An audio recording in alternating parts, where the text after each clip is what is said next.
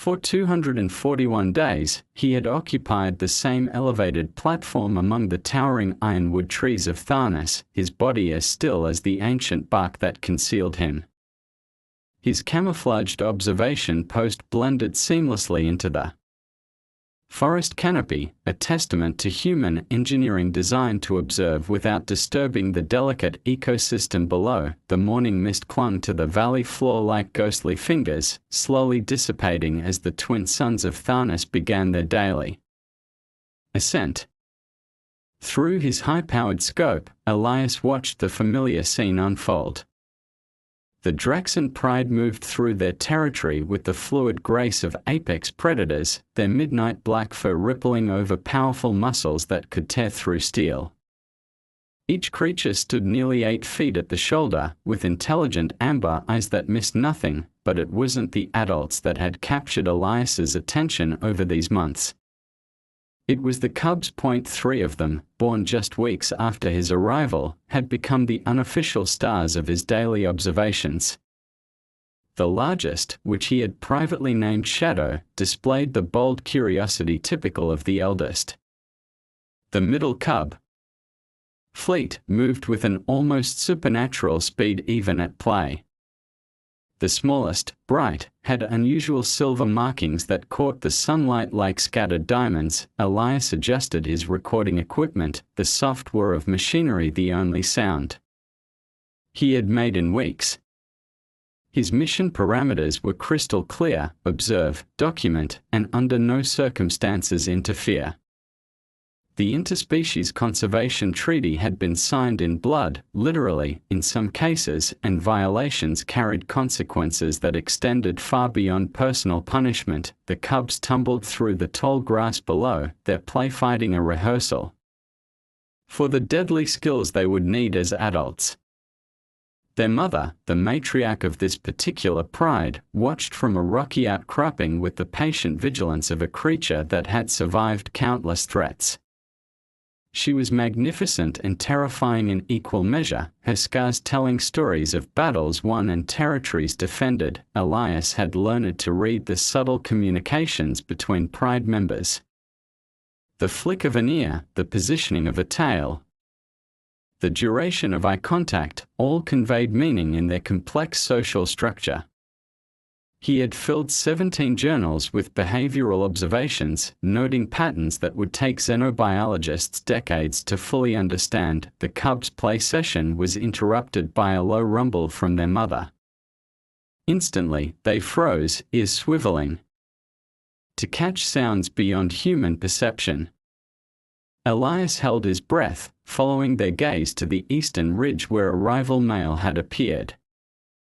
The territorial display that followed was both beautiful and brutal, a dance of dominance that ended with the intruder retreating into the deeper forest. As the tension dissipated, the cubs resumed their games, but Elias noticed something new.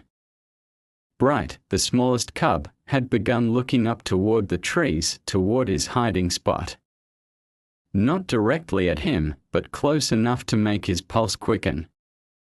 Could she sense his presence?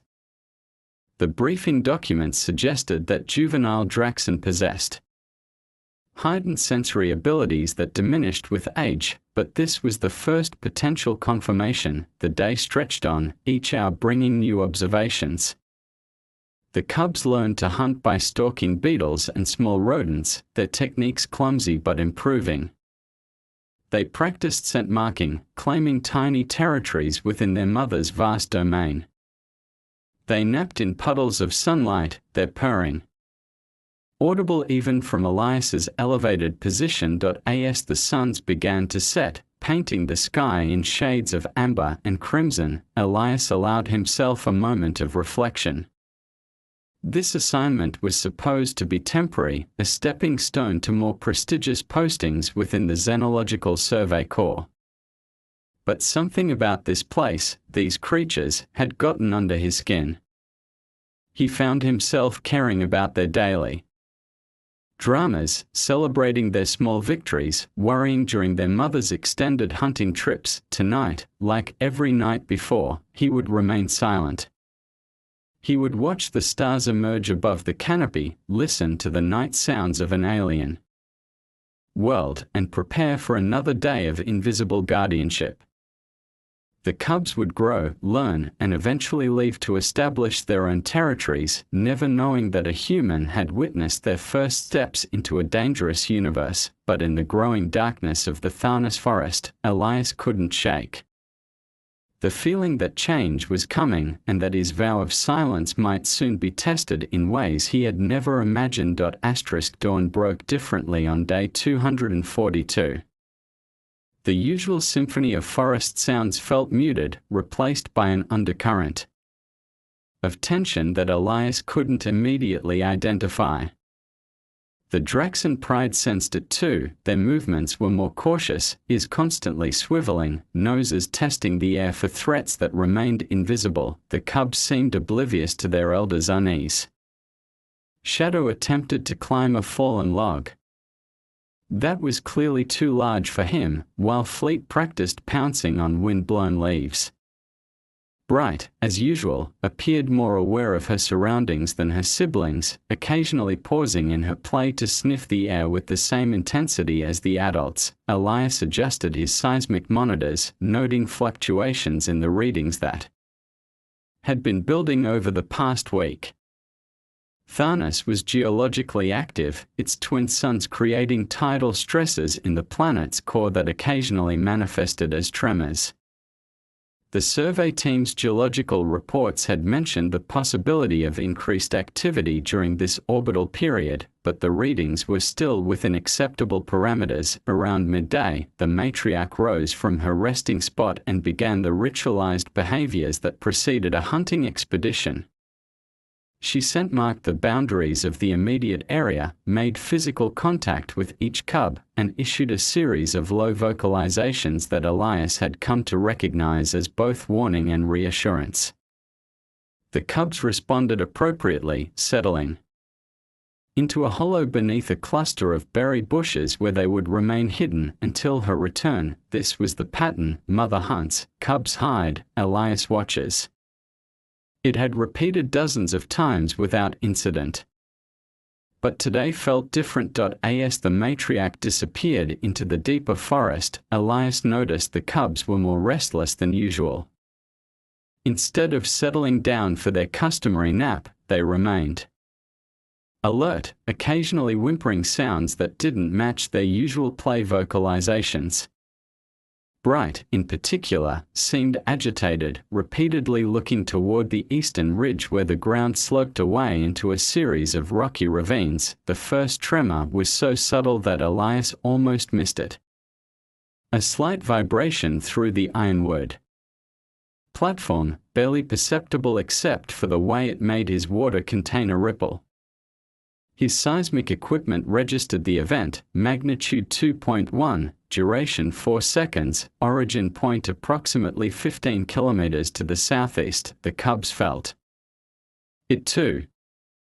All three raised their heads simultaneously, their earlier playfulness replaced by primitive alertness.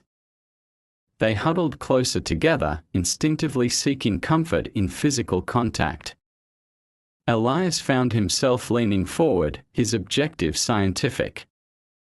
Detachment cracking slightly as he watched their obvious distress. A second tremor followed 20 minutes later, stronger this time. Magnitude 3.4, duration 8 seconds. Small rocks tumbled down the nearby slopes, and several birds burst from the trees in panicked flight. The cubs' whimpering intensified, and Shadow began the low-frequency distress call that juveniles used to summon their parents, but their mother was gone, following game trails that might take her hours from this location. The third tremor changed everything. Magnitude 4.7, duration 15 seconds. The ground beneath Elias's platform swayed, and he gripped his equipment to prevent it from toppling. In the valley below, the earth split with a sound like thunder, opening a jagged fissure that ran directly through the cubs' hiding spot. Time seemed to slow as Elias watched the impossible unfold. The berry bushes that had provided cover tilted, and fell as the ground beneath them gave way. Shadow scrambled backward, gaining solid footing on the southern edge of the new crevice. Fleet managed a desperate leap that carried him to safety on the northern side, but Bright, the smallest and most curious of the three, had been exploring deeper in the hollow when the Earth moved. Elias watched in horror as she tumbled into the darkness, her silver markings flashing once before disappearing into the depths. The two surviving cubs immediately began the piercing distress calls that could carry for kilometers through the forest. They paced along the edges of the fissure, their cries becoming increasingly desperate as they realized their sister's predicament. From deep within the crack came answering calls. Pained, frightened, but alive, Elias remained frozen on his platform, his hands gripping the railing so tightly that his knuckles had gone white. Every instinct screamed at him to move, to help, to do something. But his training held him in place like invisible chains. Non-interference. Observation only.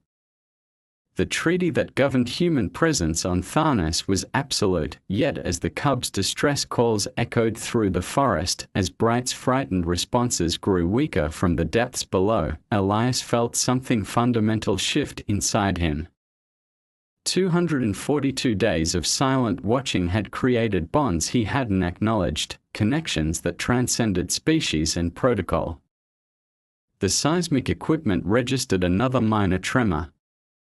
If the aftershocks continued, the fissure might widen further.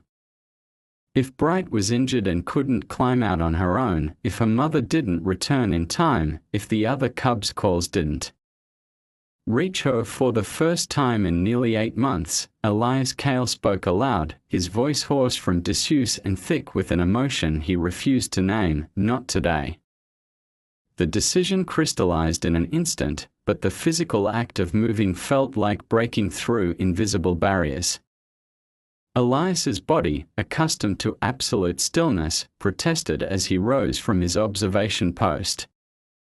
His legs, weakened by months of minimal movement, nearly buckled as he began his descent from the ironwood platform, equipment scattered as he gathered what might be useful: emergency rope, medical supplies, water purification tablets, a portable scanner.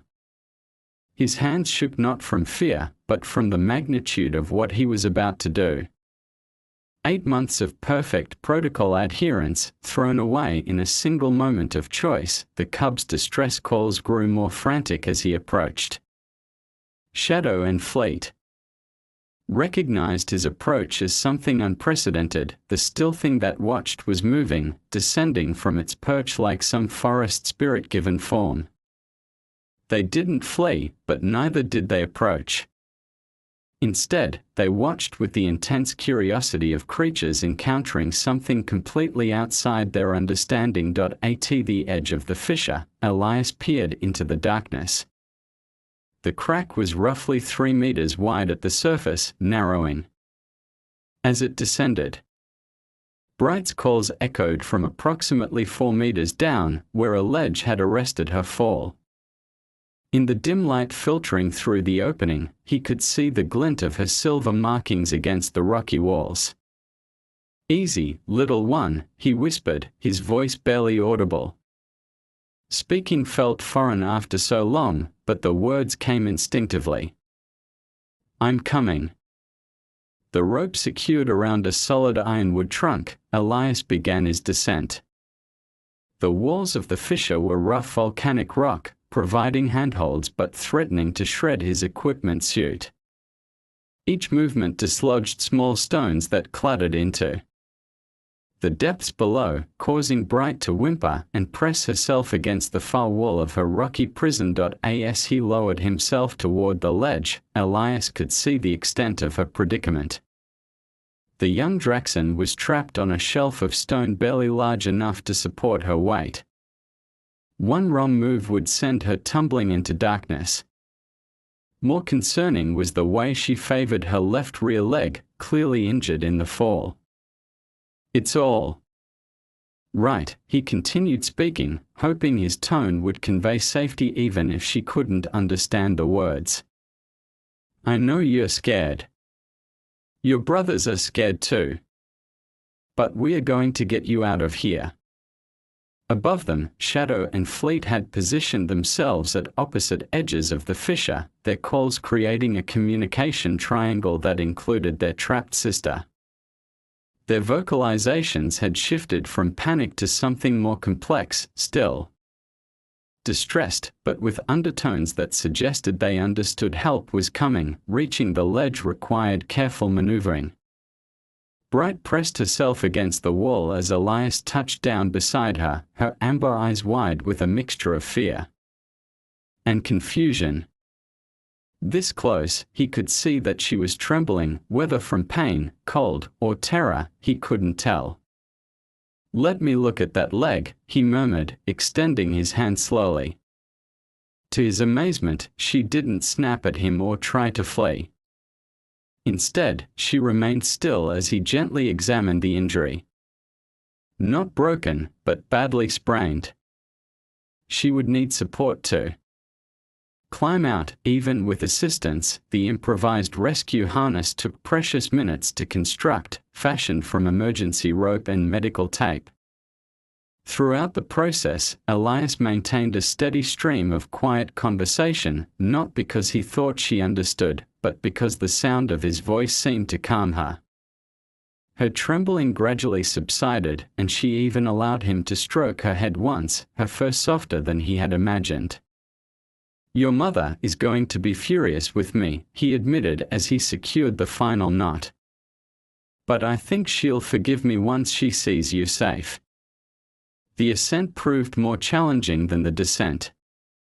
Bright's injured leg made her reluctant to put weight on it, and her natural climbing instincts were compromised by fear.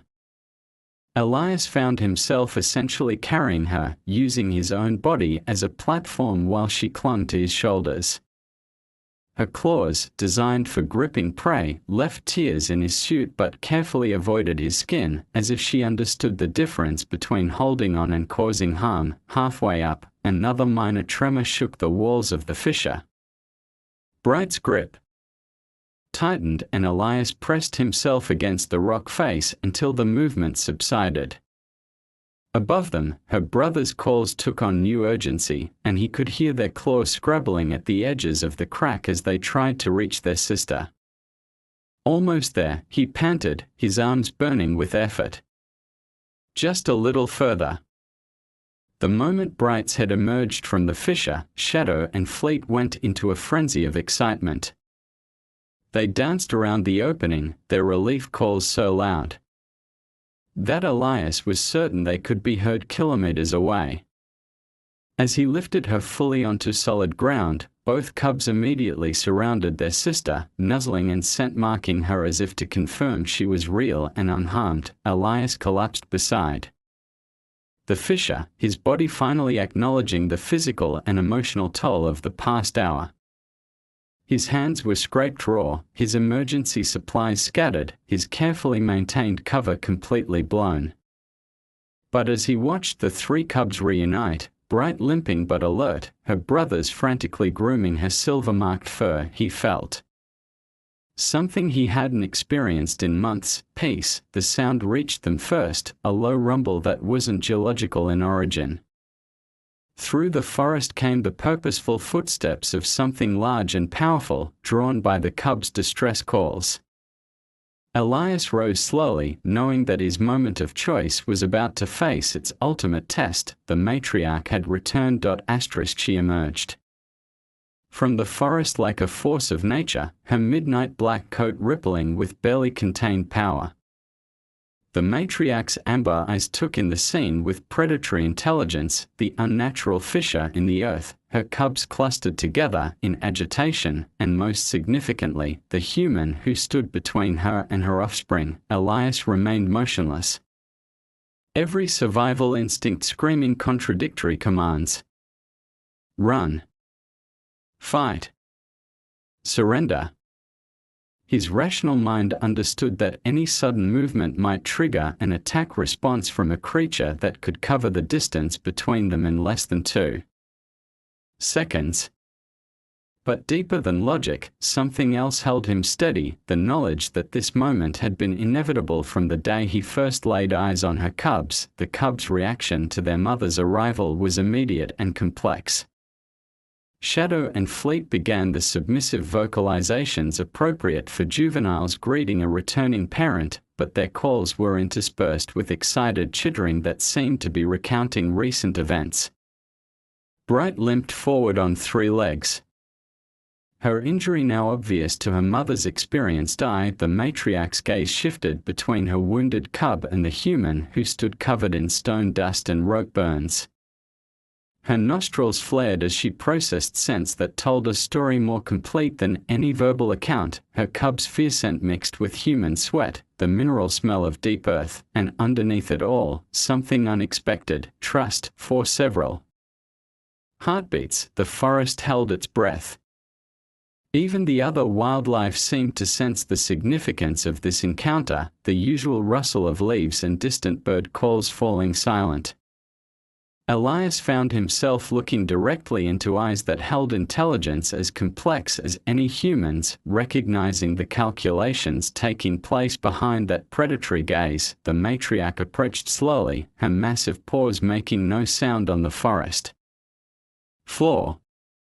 Each step was deliberate, measured, designed to give both herself and the strange intruder time to assess the situation. When she was close enough that Elias could feel the heat radiating from her body, she stopped, and then she did something unprecedented. She lowered her head toward Bright, sniffing carefully at her injured leg and the rope burns on her fur wear. The makeshift harness had chafed. Her examination was thorough but gentle, the same careful attention she would give to injuries sustained during normal play. Throughout the process, her eyes never left Elias's face. When she straightened, the matriarch took one more step forward, bringing her within arm's reach of the human. Elias could see his reflection in her amber eyes, see the way her lip pulled back slightly to reveal teeth that could shear through bone. This was the moment of judgment. What happened next defied every xenobiological theory about Draxan behavior. The matriarch pressed her massive forehead against Elias's chest. The contact lasted only seconds, but the meaning was unmistakable. In Draxan's social structure, this gesture represented the highest form of recognition, acknowledgement of a debt that could never be repaid, acceptance of a bond that transcended species boundaries. It was the greeting reserved for pridemates.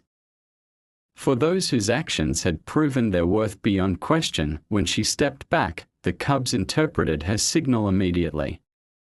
Shadow and Fleet approached Elias with the confident curiosity they showed toward trusted adults, sniffing at his hands and clothing while making soft vocalizations of greeting. Bright, despite her injured leg, managed to brush against his legs in the feline equivalent of gratitude. The matriarch's acceptance transformed the entire dynamic. What had begun as a potential confrontation between natural enemies became something resembling a family gathering. She supervised as Elias fashioned a proper splint for Bright's leg. Using materials from his medical kit, her rumbling purr indicating approval of his technique, but as the immediate crisis passed, reality began to reassert itself. The afternoon suns were declining toward the horizon, and Elias knew that other humans would eventually come looking for him. His broken protocol would have consequences that extended far beyond personal punishment. The entire observation program could be terminated, the delicate relationship between humans and Draxan thrown into jeopardy. The matriarch seemed to understand his dilemma. As he prepared to leave, gathering his scattered equipment with hands that still trembled from adrenaline, she positioned herself between him and the cubs. Not threateningly, but in a way that suggested the return to normal boundaries. The moment of connection was ending, and both species needed to retreat to their appropriate roles. Yet as Elias began his journey back to the observation platform, he heard something that made him turn.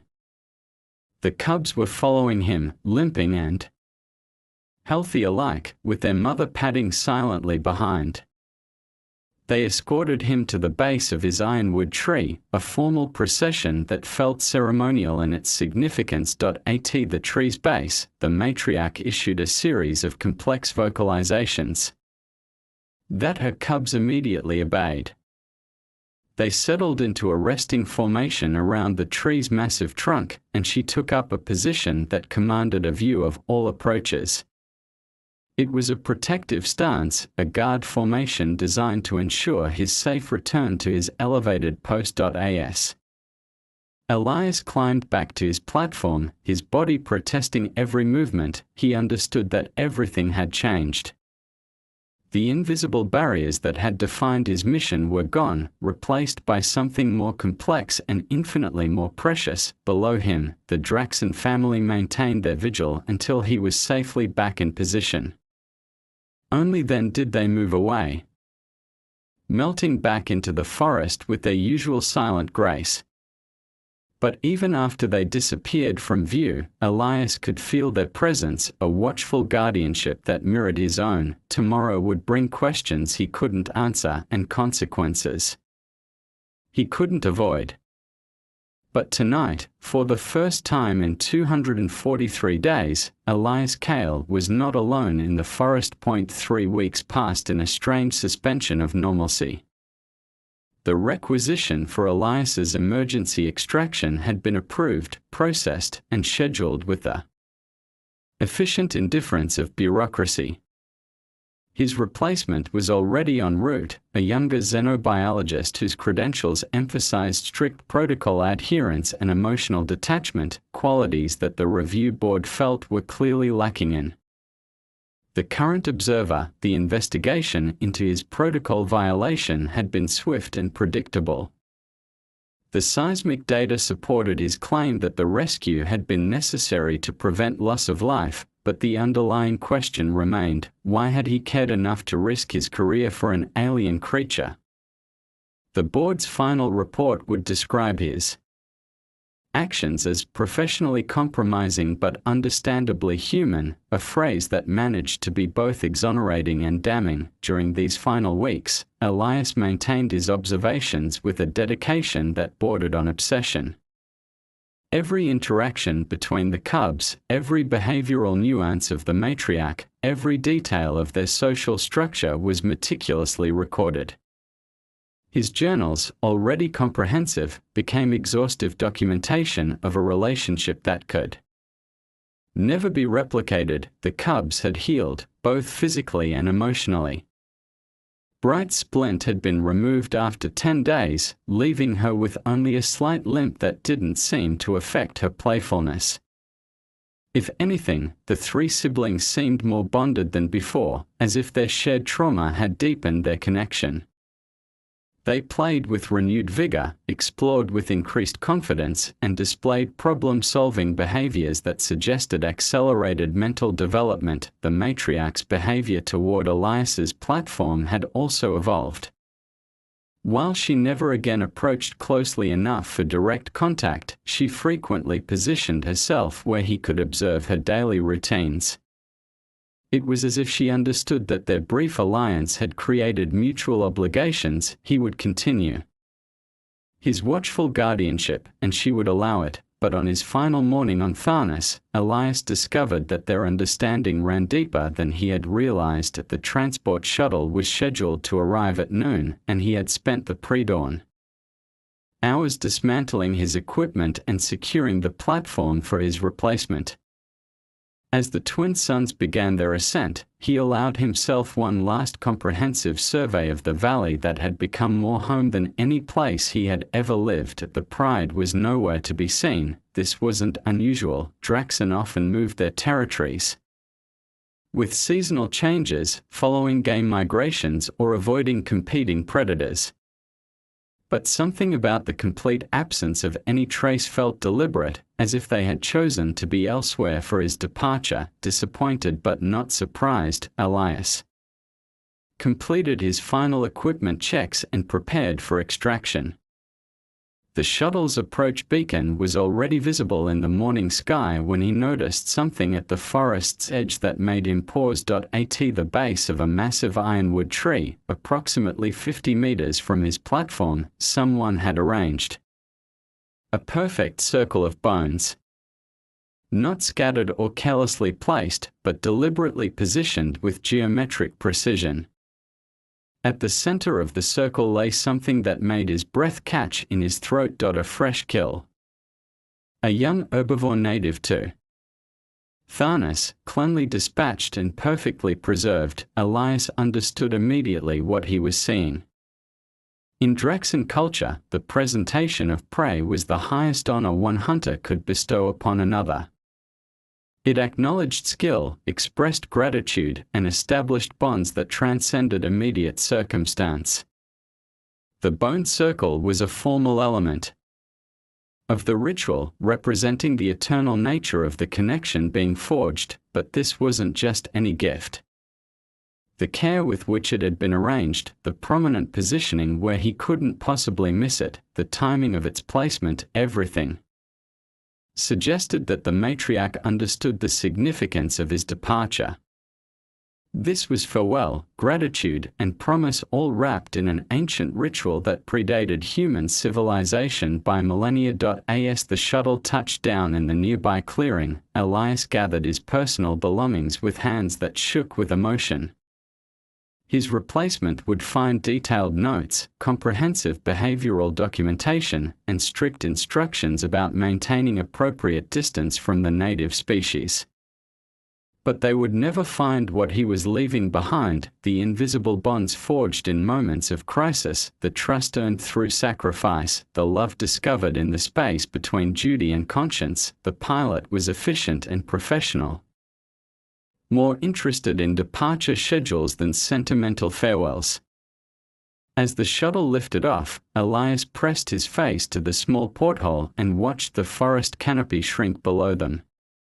Somewhere in that green expanse, 3 cubs were growing into their strength, guided by a mother whose wisdom encompassed both fierce protection and unexpected grace. The bone circle remained visible until they cleared the atmosphere. Later, as Tharnis dwindled to a point of light behind them, Elias began composing his final log entry. His hands hesitated over the recording device, searching for words that could capture the transformation of the past 8 months.